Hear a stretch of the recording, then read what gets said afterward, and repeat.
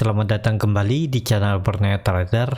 Bagi Bapak Ibu dan teman-teman yang baru pertama kali menemukan channel Borneo Trader di YouTube, saya ucapkan selamat menonton dan selamat bergabung. Di video kali ini saya akan menganalisa ada 7 saham di sektor hardcore. Yang pertama DGNS, kedua SAME, ketiga BMAS, keempat IRA, kelima KF, keenam INAP, dan ketujuh PRDA. Langsung saja ke saham pertama, ada DGNS yang di hari Jumat kemarin ditutup terkoreksi 0,66% ke harga 750. Kalau dilihat transaksi asing seminggu kemarin tuh hampir sama nilainya ya, tapi selama 4 hari itu net sell.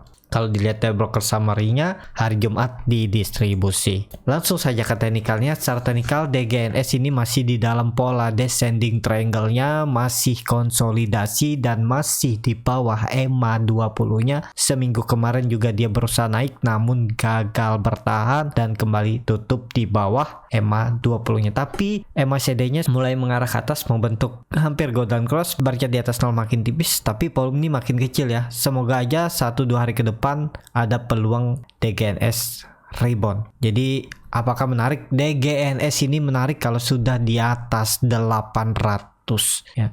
Jadi ada peluang dia lanjut uptrend, tapi selama di bawah atau di dalam pola descending triangle-nya ini ya hati-hati, bisa aja karena market minggu lalu kan banyak yang ARB, bisa aja dia tiba-tiba dibuang sama yang punya barang banyak dan bisa ARB ke area 700. Jadi kalau nekat beli di harga sekarang itu toleransinya 700, jebol itu jual. Tapi kalau Bapak Ibu mau jual di bawah 720 juga nggak masalah. Jadi seperti itu ya. Kalau mau lebih aman, tunggu aja dia tutup di atas 800 baru buy on breakout. Tinggal cut loss kalau dia balik arah, nggak usah dalam 1% 2% dia balik arah di bawah 800 jual aja. Jadi fast breakout daripada Bapak Ibu menunggu di area bawah ini. Kalau lagi menunggu konsolidasi ini kan tinggal nunggu momentum, tapi ya perlu kesabaran. Kalau momentumnya naik ya dibawa naik. Jadi seperti itu ya. Untuk DGNS tunggu aja, menurut saya 800 itu area menarik untuk coba spek buy karena dia breakout dari trend line downtrendnya atau pola descending triangle-nya ini. Jadi seperti itu untuk DGNS. Langsung saja ke saham kedua, ada SAME yang di hari Jumat kemarin ditutup terkoreksi 1,1% ke harga 354. Kalau dilihat transaksi asing seminggu kemarin itu net sell. Kalau dilihat dari broker summary-nya, SAME didistribusi. Langsung saja ke teknikalnya. Secara teknikal SAME memang sudah di area bisa dibilang support ya, 340 350 itu ya area toleransi. Kalau jebol itu berpeluang ke 300. Dan ya seperti analisa saya sebelumnya ya, saya itu udah lama katos SAME gara-gara nggak mampu bertahan di atas 440 ini. Jadi saya out dulu dan lihat kalau saya nggak out, itu uang mendem aja sambil diiris pelan-pelan. Jadi turun lebih dalam. Jadi seperti itu untuk SAME masih belum aman. MACD-nya sudah membentuk ini bullish divergence. Tapi konfirmasinya mana? Kalau saya titik amannya 400 dulu lah. Kalau dia sudah break 400 nih menarik. Ada peluang dia konsolidasinya di area atas ini. 400 sampai bahkan 500. Sudah sekian gue atau ini 480 aja dulu. Nah, dia naik turunnya itu 20 poin. Tapi ini kan terlihat 480 jarang mampu dilewati. Tapi kalau mau perubahan praksi harga memang harus breakout 500. Dan kalau ditarik lainnya ya dia masih di dalam downtrend channelnya. Nah, ini kan terlihat nih konfirmasi untuk dia mematahkan trend line downtrendnya yang semenjak Oktober ya 400. Kalau itu di breakout arahnya ya pelan-pelan ke atas lah. Targetnya bahkan ke 480 sampai 500. Atau 4520 lah, karena naik turunnya ini 40 poin. Nah, dari 400 ke 440, terus itu 480 dan 520 ya. Jadi seperti itu untuk SAME. Jadi apakah menarik SAME? Ya kalau Bapak Ibu mau disiplin cut loss ya cut loss saja kalau dia tutup di bawah 340. Udah seperti itu, target kenaikan 400.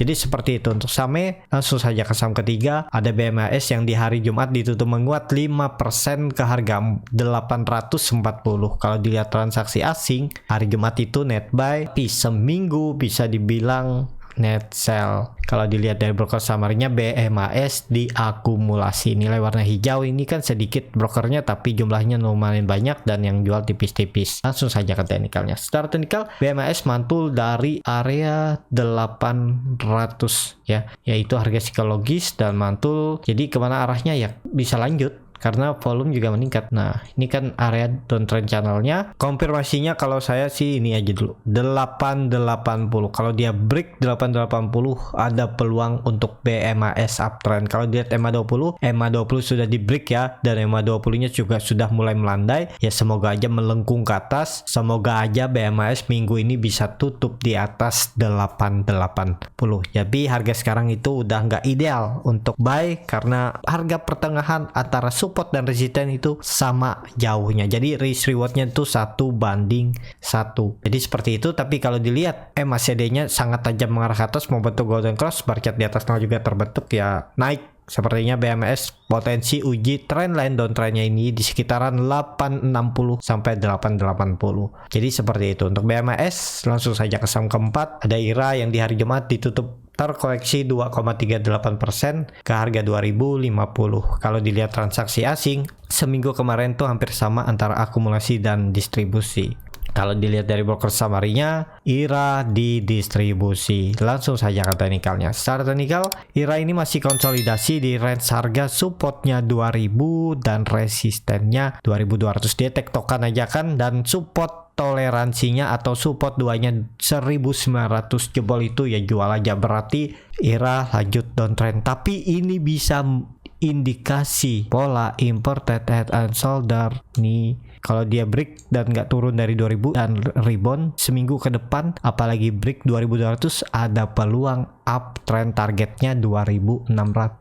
Ini menarik ya untuk IRA. Kalaupun yang mau coba beli di harga sekarang, kalau menurut saya ya cut loss saja. Kalau dia toleransi ya 1900, turun dari bawah itu ya jual aja. Kalau Bapak Ibu mau cut loss di bawah 2000, misalnya di 1980, 1970 juga nggak masalah. Atur aja bagaimana strateginya, atau tunggu aja IRA kalau tutup di atas 2200 itu bisa valid breakout, apalagi dengan volume besar, targetnya bahkan 2600 nih. Lumayan. Kalau beli dari 2220 aja misalnya ya, dia breakout 2220 buy nih 17%, cut lossnya tipis saja nih. Kalau dia balik ke arah di bawah 2200 ya bisa cut loss di 2160, sekitar 2-3%, bahkan 4% aja. Kan menarik tuh risk rewardnya. Tapi tunggu buy on breakout. Tapi misalnya Bapak Ibu mau profitnya lebih besar dengan resiko yang juga lebih besar, ya beli aja di harga sekarang, toleransi cut loss di bawah 1900.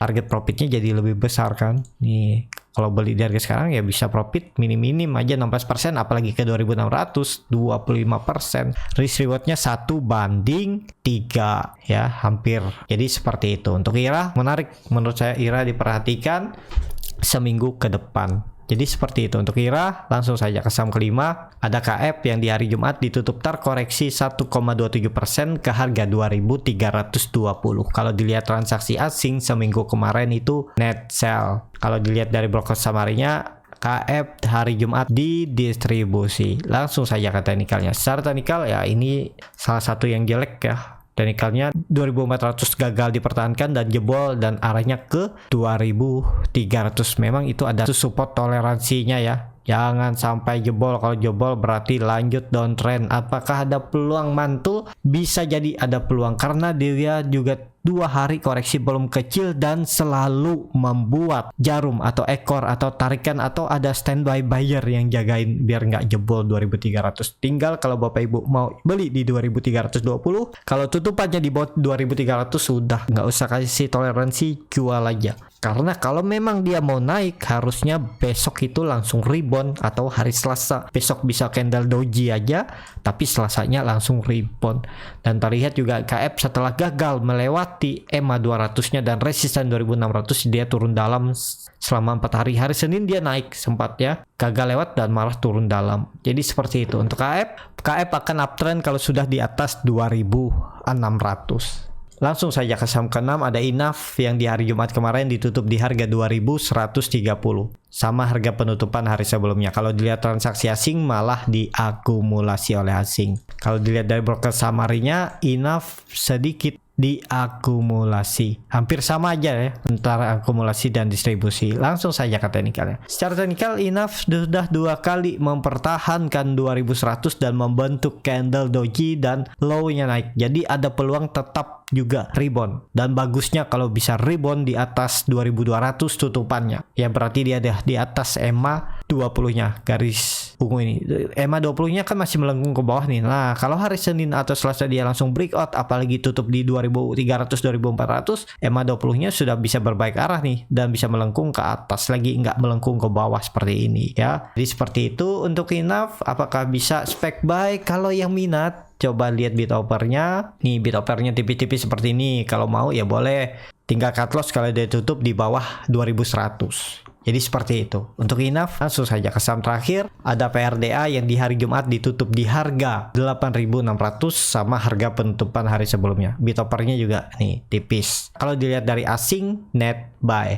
Kalau dilihat dari broker summary-nya PRDA diakumulasi. Langsung saja ke teknikalnya. Secara teknikal PRDA ini menurut saya perlu hati-hati. Memang dia konsolidasi tapi konsolidasinya kurang bagus ya. Ini bisa jadi nanti bearish penan. Kalau itu jebol itu 8.000. Memang idealnya ini belinya di 8.000 ya. Ini kan super resisten yang dulu saya analisa ya. Dia sempat membuat ekor nih hammer di tanggal 29 Desember ya. Dia mendekati 8.000 dan mantul. Dan lumayan tuh tarikannya ke atas. Kalau Bapak Ibu ada jaga, ada memperhatikan dulu, ya lumayan nih. Nih, dalam 2 hari bisa dapat 12%. Dan sekarang dia konsolidasi. Konfirmasinya kalau mau aman, PRDA breakout dulu 9.000. Kalau sudah di atas 9.000 aman.